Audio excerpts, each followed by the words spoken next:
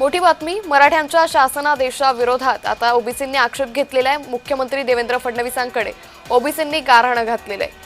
त्यामुळे ओबीसी हे मराठा समाजातील आरक्षणाबाबत जो जीआर निघाला होता, शासनादेश निघाला होता, त्याबाबत आक्रमक झाल्याचं दिसून येतंय। यावरच आता ओबीसींनी आक्षेप घेतलाय आणि मुख्यमंत्री देवेंद्र फडणवीसांकडे ओबीसींनी गारहाण घातलेलं आहे।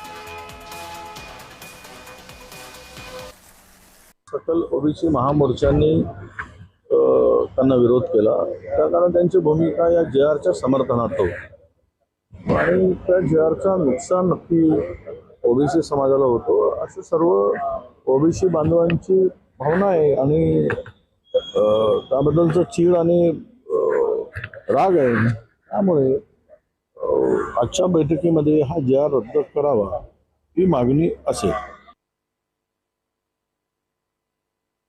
2 सप्टेंबर 2025च्या जीआरच्या संदर्भात जो संभ्रम निर्माण झालेला होता, त्यामध्ये अनेक ओबीसी संघटनांनी मोर्चे काढले होते। त्या सगळ्या संघटनेचं आज मुंबई इथे सह्याद्री अतिथीगृहामध्ये 12 वाजता बैठक आहे आणि या बैठकीत माननीय मुख्यमंत्री देवेंद्र फडणवीस साहेब असतील, उपमुख्यमंत्री एकनाथ शिंदे साहेब असतील आणि अजितदादा पवार सुद्धा असतील। आजच्या बैठकीत पण तीच मागणी लावून करणार आहे, तो जीआर अशी तुमची देखील मागणी आहे। माझी मुळीच नाही आहे। जीआरमुळे ओबीसीचं नुकसान होत नाही हे मी दाव्याने सांगतोय। तो जीआर रद्द करण्याचं कारण काय?